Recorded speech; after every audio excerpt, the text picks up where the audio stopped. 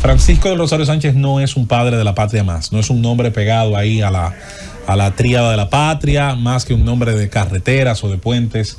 Es un personaje histórico que tiene un valor extraordinario. Dentro de los patricios y dentro del grupo que formó parte de los grupos, tanto de la filantrópica como de la trinitaria, Francisco del Rosario Sánchez tenía una personalidad muy marcada. Primero por su condición de abogado, por su conocimiento de las leyes, sobre todo del código francés que estaba en boga en la ocupación haitiana y del que heredamos los primeros preceptos precisamente legales de nuestra Constitución. Francisco del Rosario Sánchez es uno de los protagonistas precisamente de las primeras conspiraciones que debían dar en enero el grito independentista y que se traslada al 27 de febrero, que es cuando se produce el reclamo. Es bueno recordar que el 27 de febrero de 1844 Duarte está fuera del país y por lo tanto el liderazgo de los que precisamente hicieron el levantamiento, generaron el levantamiento, fue precisamente nombres como el de Francisco del Rosario Sánchez, Matías Ramón Mella y otros tantos más que tuvieron precisamente ese nivel de liderazgo. Otro aspecto que se ignora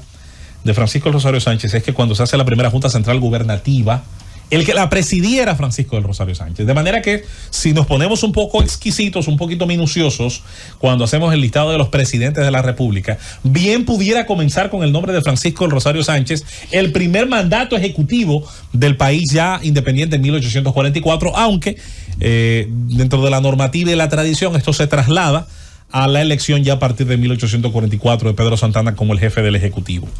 Luego pudiéramos señalar el hecho de que era el que más experiencia tenía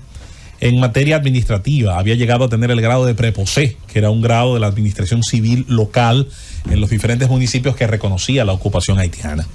Esa capacidad, esa vinculación con los temas legales está presente en sus escritos, está presente en sus discursos, era abogado. Está presente en sus reclamos, está presente en sus ideas influidas por la Constitución del 2 de mayo de 1808 de España, en las ideas liberales, en la Constitución de Cádiz, en su visión de lo que debía ser el orden legal de la República Dominicana. Es bueno recordar que de los tres padres de la patria, su muerte se da en el martirio, se da en el fusilamiento, en el cercado en San Juan,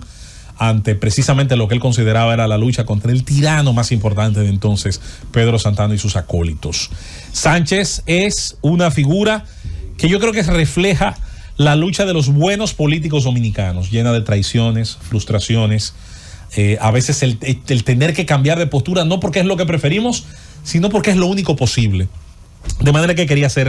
resaltar a Sánchez. José Luego, Luis, un dato importante también es que fue fiscal. Sí, así es. Y por eso el día 9 de marzo el Consejo Nacional del Ministerio Público decidió en honor a Sánchez, pues nombrar ese día o declarar ese día como el Día Nacional del Ministerio Público. Muy interesante, me parece un homenaje extraordinario a otra de las características, ¿no?, que tiene este patricio nuestro. Señores, el Banco Central de la República Dominicana, posiblemente una de las instituciones que más confianza genera en el país, una de las instituciones más respetadas del país y como tiene que ser una fuente importante de información contrastada al hablar de economía, de macroeconomía, de variables, de constantes en materia económica, ha colocado en las páginas escritas de los medios, en las páginas también virtuales de diferentes medios de comunicación, un comunicado interesante con respecto a oportunidades y desafíos de la República Dominicana en el contexto internacional. Ese nombre, ese título, pudiera ser muy enjundioso, pudiera parecer una especie de cátedra universitaria, pero no lo es. Es un recorrido, en las palabras del gobernador del Banco Central, Héctor Valdés Albizu, sobre realidades que están ahí, que son tangibles, que algunas han sido señaladas durante las internacionales que cada día comparte con nosotros Rosendo Tavares, que son las decisiones que se toman desde las potencias hegemónicas, y la más hegemónica de todas y la más cercana de todas las hegemónicas desde los Estados Unidos, sobre todo en el actual gobierno de administración del presidente Donald Trump desde enero de este año, con respecto al uso de los aranceles como herramienta primero de negociación y luego como arma en guerra comercial. Decisiones de este tipo que son respondidas por los países afectados, elevando también ellos sus aranceles. Y los aranceles, para los que han crecido en las últimas 2 décadas, cuando el mundo desmontó gran parte de las barreras arancelarias, no son más que los impuestos aduaneros, no son más que los sobrecargos que se colocan a los artículos que entran por las aduanas, que son consumidos, que son adquiridos desde fuera y que son consumidos dentro. Durante muchos años, en los años del mercantilismo, y muchos aquí recordarán cuando dieron ciencias sociales en la escuela. El mercantilismo fue esa fase previa al capitalismo del libre mercado, donde la defensa, en teoría, del llamado Producto Nacional, hacía que las potencias impidieran a través de sus puertos la libre negociación de mercancías fabricadas en el extranjero. Con eso se suponía, entre comillas, que se protegía a la industria interna, o que se facilitaba que ésta surgiera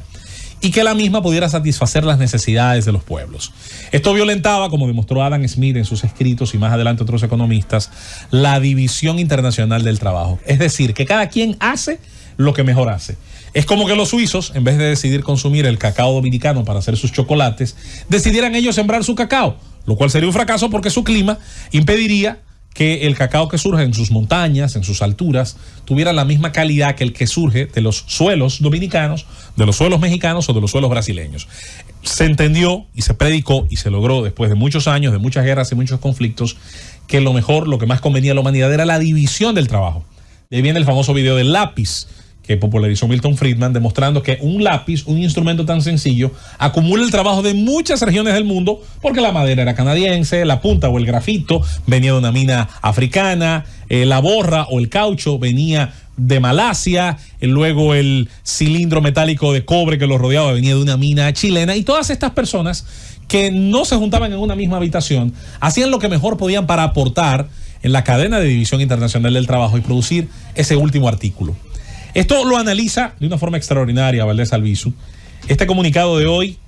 no es un desfile de horrores, como suelen ser algunos artículos que hacen desfilar todas las malas posibilidades, todos los malos resultados posibles que pudieran tener las circunstancias que hoy ocupan el mundo.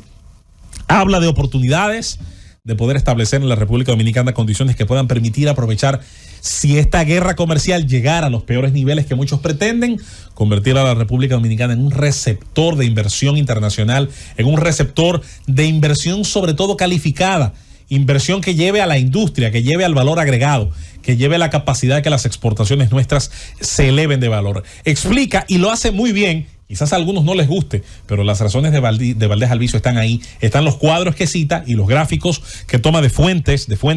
sobre todo de mucho prestigio, con respecto a la fluctuación del dólar, no solo en la República Dominicana, sino en otros países de América Latina, como Brasil, que tiene la moneda más fuerte de América Latina, pero que sin embargo se ha depreciado más de un 60% en este último año, y que por lo tanto el peso dominicano no puede, pese a las altas reservas que cita Albizu, más de 14.900 millones de dólares en reservas de divisas en el Banco Central de la República Dominicana, que pudieran hacerle frente a una situación calamitosa, pero que la que hay, explica él, está más relacionada precisamente a la fluctuación del valor de la moneda norteamericana, dadas las decisiones que se han tomado en su economía, en su Reserva Federal, que ha mantenido altísimos los niveles de tipos de interés, es decir, el dinero está más caro que nunca en muchos años en los Estados Unidos. Esto todavía no ha variado, pudiera tal vez más adelante hacerlo variar la administración del presidente Donald Trump. Así que oportunidades y desafíos que ojalá ese texto, a mí me parece clave, no solo para el público en general, pudiera y debería serlo para los que gobiernan, los que aspiran a gobernar, los que nos gobernaron y aspiran a volver, con respecto a lo que deberíamos como país cifrarnos como objetivo de mediano, de corto y de largo plazo ante la alta marea que está teniendo en estos momentos la economía y la política internacional. Nosotros pausamos y volvemos. Este es el Gobierno de la Mañana. Llévatelo, Francia.